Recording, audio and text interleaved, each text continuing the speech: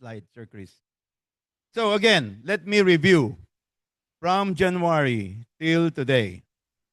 Ano ang, okay, we should have to memorize this already because tayong lahat, if you really would like to know about what God had gave us already, number one, it's the gratefulness that we have to know. Buhay pa tayo. May trabaho pa tayo. 3 times a day tayo makakain. Comfortability, again, is destroying other people.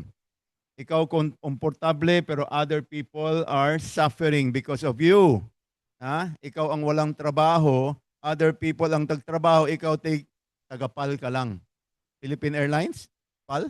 Palamunin ka lang. Tapos ang kamag-anak mo nagtatrabaho, ikaw wala. Ano ka ba? Ha? So comfortability will destroy your potentiality. Now, next. Wisdom is better than kwarta. Because kwarta hindi maka-wisdom. Agree ba kayo niyan? Okay. Number 4. Ayaw pa hambogiro. Huwag kang mangyabang. Dahil may konti ka lang dyan. Pagkatapos pinagyabang mo. Lahat ng barkada mo, gi-blow out mo na. Pagkatapos ano mangyari? Woo! Wala ka ng pera. Meron kang idea, ipagyabang mo sa lahat ng tao. Ano mangyari? Naunahan ka na din ng idea. Be careful. That is silent. Number 5. Sharpening of the sword. We have to what? We have to review our work. Oftentimes, we have been doing a lot of things and without any result. Ang result natin ay palaging palpak. Bakit kaya? Maybe you have been using a dull axe. Remember that one? Huh? Mas madali mag-cut ng mga meat kung sakali ang sword mo or ang knife mo is pretty sharp. Okay? So, diversification. Of course, it's very common sense. One income will kill us.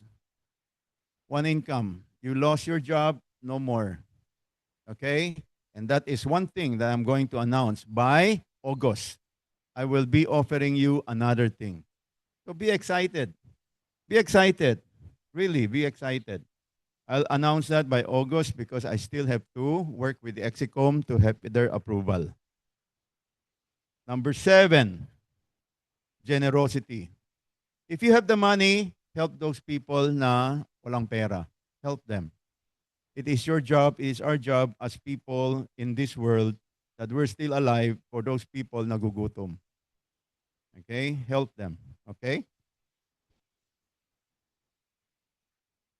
So, most people will just say, wisdom are sacrifices.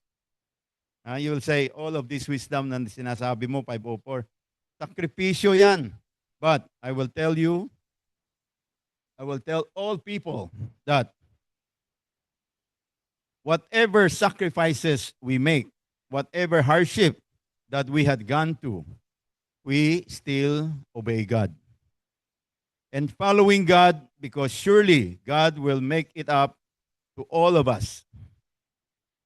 In Galatians chapter 6, verse 7, don't be deceived by the devil.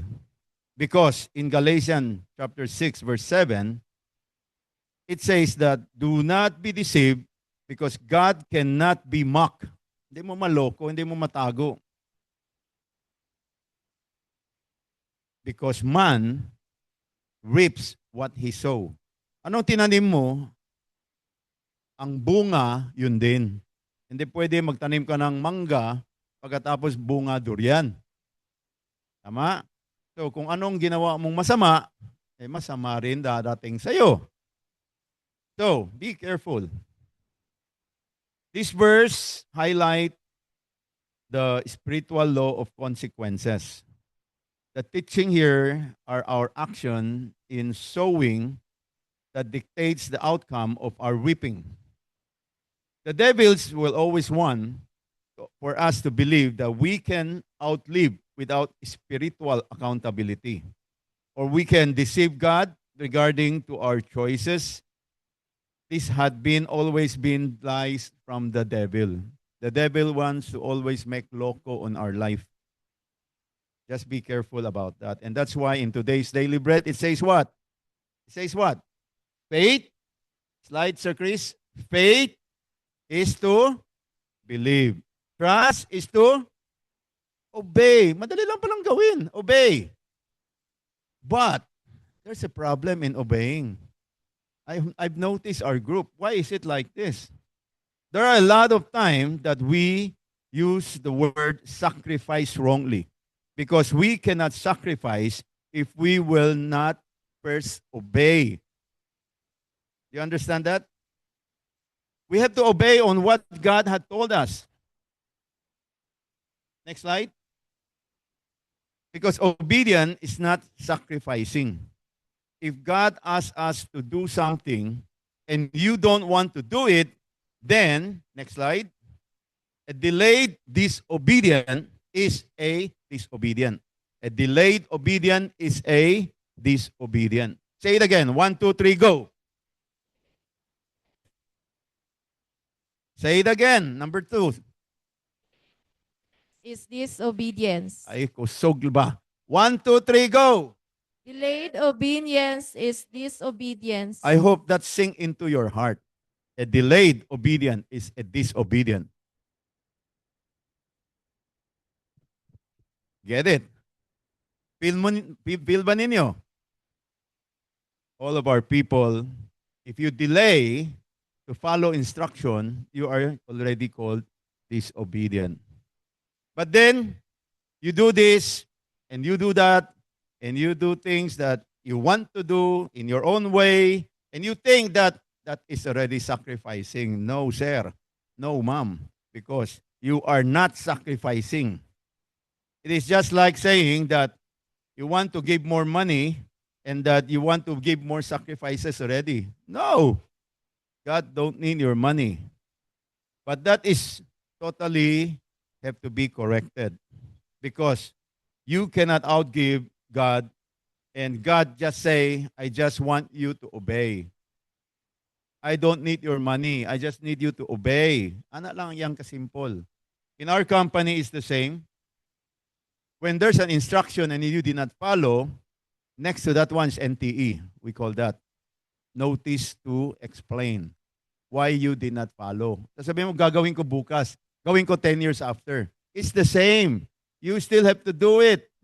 So do it now. Do it now. Pag inuo mo at gagawin mo na kaagad. Dahil a delay obedience is a very good.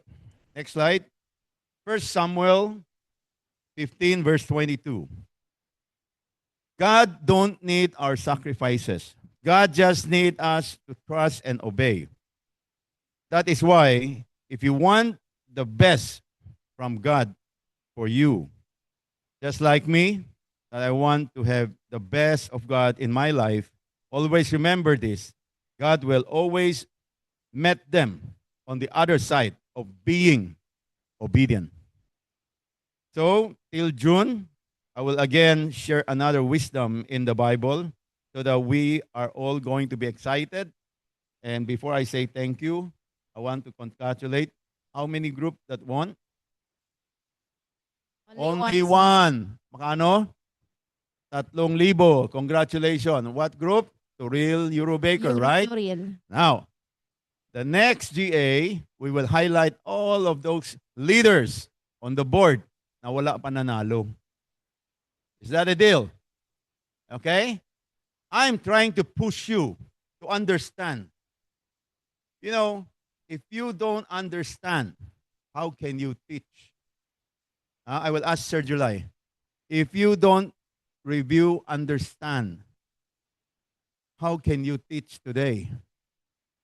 But when you start teaching as a leader, you earn 3 times more than the listener. Put that in mind. And that's why, if you want to be like me, knowing a lot of things, you start to teach, you start to preach.